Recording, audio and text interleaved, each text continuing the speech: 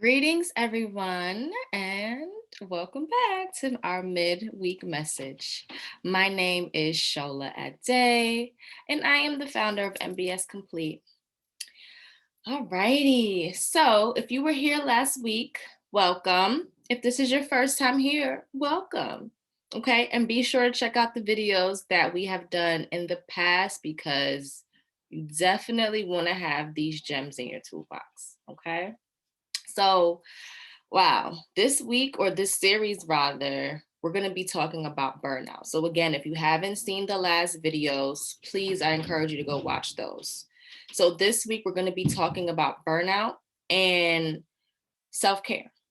Okay. So last week we did an introduction into what burnout was, how to do small things to help balance out whatever is happening with the burnout. Okay. Now, looking at self-care, right, and thinking about why that's so important when we have the conversations about burnout, I'll get into that. Okay. Now, as usual, my position, okay, if you watched these videos before, you know where I stand. Starting with self is so crucial, okay? Getting to a place where you yourself feel in like you're in your most optimal state, being able to attend to yourself, being able to be in a position where you can grow and develop into the person that you want to be. It all starts with working on you. Okay, so that's really why we're going to get into burnout and self-care, because this is about you. This is about you feeling fulfilled. This is about you feeling powerful. Okay, so burnout, again, just a quick recap, is stress or persistent stress, right? And areas related to performance and how we show up. Okay, it contributes to anxiety, self doubt, low self worth, emotions such as anger and irritability, as well as having a loss of energy. Okay, now self care, on the other hand, is taking action and fulfilling the needs in order to maintain one's health and wellness. Okay, so I know we've heard this a lot, right? We've heard burnout, we've heard self-care, we've heard of all these things. So self-care is that mindset, right? We've heard about self-care, we heard about burnout. And for some people, for even for me, right, it can be this sort of out of the world term, right? Don't really know how to define it, don't really know what to do with it. People talk about it all the time. It's like a buzzword these days. Oh, I'm feeling burned out. Different workplaces having seminars on burnout, right? And then there's also the other side where people talk about, oh, do your self-care, have a self-care day, have a self-care week. What does that even mean, right? And how do we put that into terms and into a context that we can understand and then ultimately do something with, okay? So self-care is taking action, right? It's an action-based phenomenon. Okay, now before we get even into that action based phenomenon, we first have to start with the mindset. Okay, so it's important to have the mindset that self care is a priority, that the care that you have for yourself is top priority. That's a mindset. Okay, and again, right, sometimes we're expected to just engage in self care. You better do it. But if I myself don't have the mindset or even feel like I can access different aspects of caring for myself, then I'm not going to do that. It's going to be this term that is separate from me as opposed to something that I've internalized and I actually do. And I take action and I take initiative to do. Okay, so that starts with the mindset first. So, think about, oh, I forgot to mention, if you don't have a notebook and a pen right now, please feel free to go and get that because I'm going to be asking you questions. I'm going to be encouraging you to reflect on some things. And if you don't have access to that right now, again, these questions are something that you can just remember in your mind, right? And when you do have an opportunity to write them down, really reflect on this. Okay. So think about a list of tasks that you've created. Maybe it was today. I just did my to do list for today, or something that you have in your mind, some things that you know you want to get done today, or for the rest of the week, or for the rest of the month, right? Do any of those items have caring or investing time in yourself? That's the first question. So think about all the things that you have to do, okay? Think about the list that you just wrote. Do any of those tasks have to do with investing in you? Now, investments are not always monetary, right? Investments can be thought based. Okay. And I'm going to talk a little bit more about that in a second. But investments can be thought based, investments can be time. Okay. Investments don't always, again, have to do with spending money to create this sort of reality that you may wish for. So, again, I'll get a little bit deeper into that later on. Okay. So, another question, right, is if you find that some of those things on your list have to do with you investing in yourself, whether that's time, whether that's money, whether that is space, how did that start? How did you start the journey of separating time for yourself? Okay. How did you get to that point? If it's not there, if you look at your list and you say, this actually has nothing there for me. Okay. Again, ask yourself, what obstacles interfere or block you from doing that? What obstacles block you from putting 30 minutes out of your day into your schedule that is just for you? What kind of feelings are coming up as you think about the reasons behind not feeling like you can set that time? Okay. So those are some questions to ask yourself. Now, of course, making yourself a priority is not something that we wake up and we're like, all right, I'm going to do it today. Like today is the day I'm going to make myself a priority. No, like I said, it's a mindset, right? And we all know that shifting our mindset or creating new mindsets, that can be challenging at times, especially when it comes to different things that we've been taught, especially if we've been conditioned a certain way.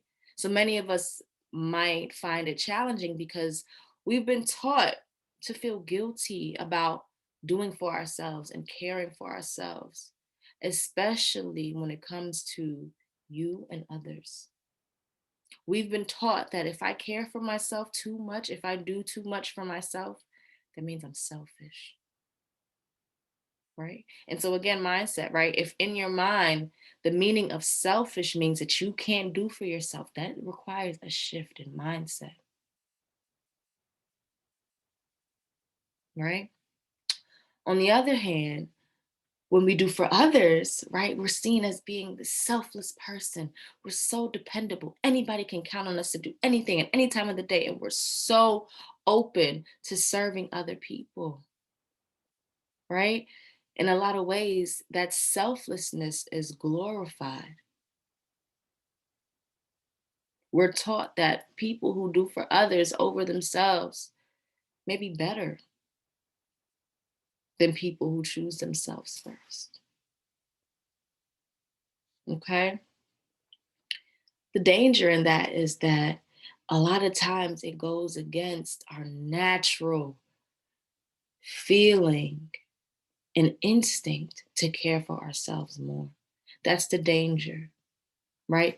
Of course, you want to make sure that others' needs are met, and you want to make sure that other people feel love and joy and happiness when they're around you. You want people to feel like they can trust you, that you can be dependable, right? But what about you? What about yourself? Are you making sure that you yourself can depend on you? Are you making sure that if, hey, you set out to go for a walk, that you're going to do that because you know that you can depend on you? Do you do that?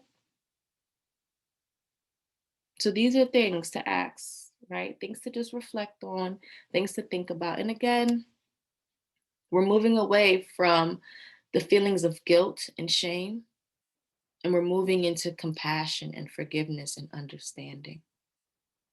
Okay, so bring these to the awareness so that you can understand better, so that you can get to the point of acceptance. If you have not watched the videos discussing the 5 A's, please go back and do that. Okay, so going back to the part where that natural feeling to care for ourselves is pushed aside because we're doing so much for other people. I mean, we're only a single person. There are limits to our human avatar, right? Yeah, we can be superwoman, superman, we can do all these things. There are still limits though. And when we begin to push beyond those limits and not listen to what our body needs and do for others more than ourselves, that's where the burnout comes from. It's like a car, right? If you drive in a car, you put gas in it, you fill up the tank. I'm going on this trip. My tank is full. Yes. Got my oil change. Got the wiper fluid in there. Okay. And then you're driving, you're driving, you're driving. You're driving. You're driving. You're still driving. You notice that the light for the gas flashes on. Your car's on E.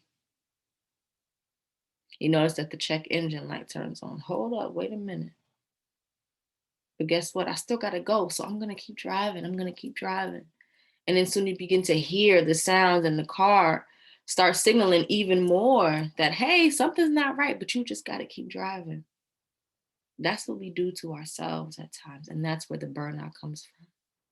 So eventually, right, if that car is running with no oil in it, if that car is running with no gas, it's gonna stop, right? There are parts internally in the car that are gonna be damaged if we keep going that way.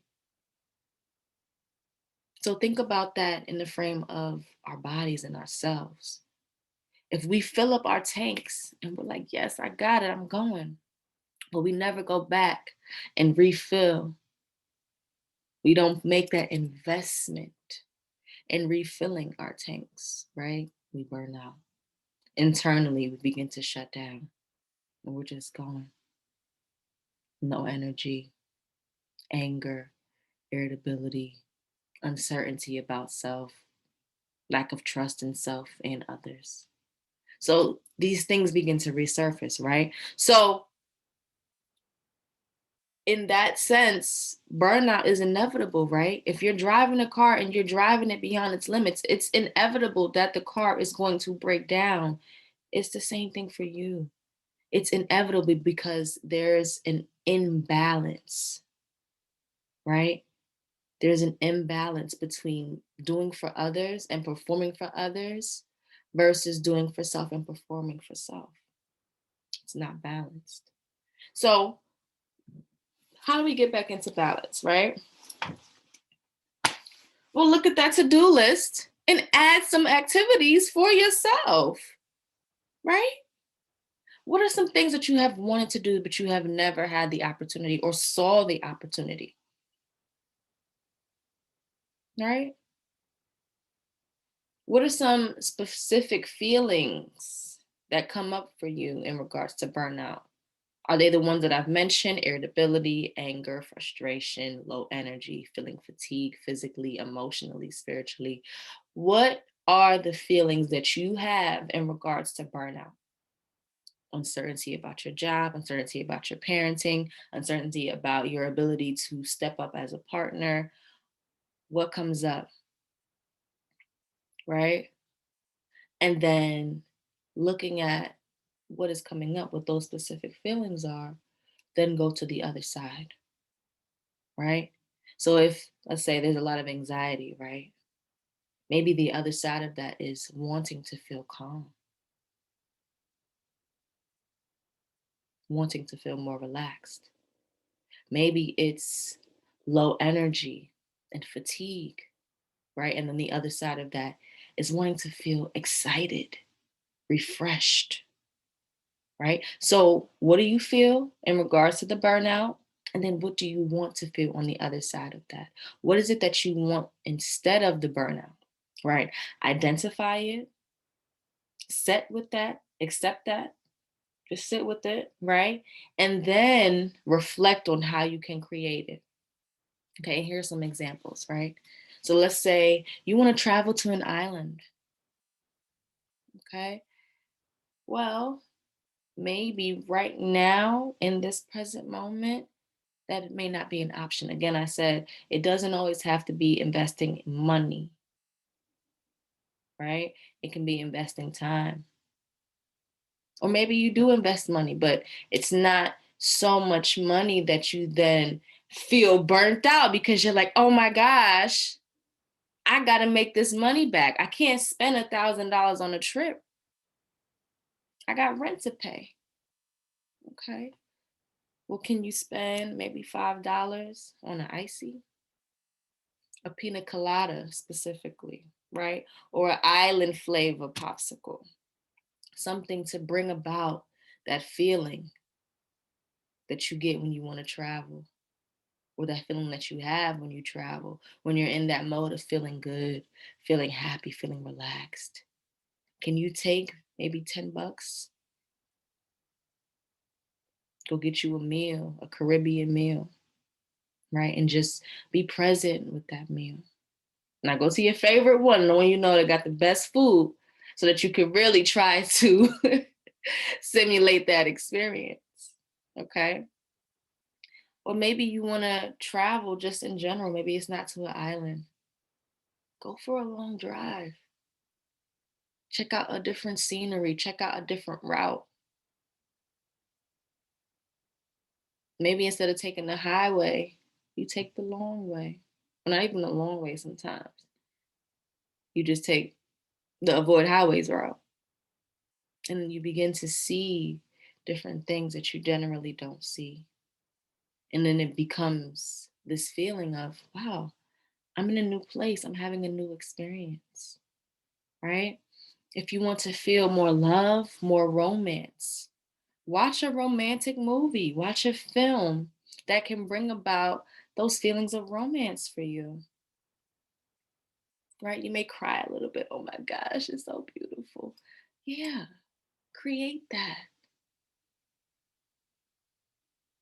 If you're in a relationship, right? Maybe set up a date night. Again, you don't have to go out and spend money outside of the home. Maybe you can create a dinner with what you have right then and there. Maybe you have a candle that somebody bought you a couple years ago that you just haven't lit, and light that candle and have a nice dinner, right? If you want to feel relaxed, you can use that same candle because it's probably a big one. I know y'all. Right? Light a candle. Listen to some soft music. Engage in a guided meditation.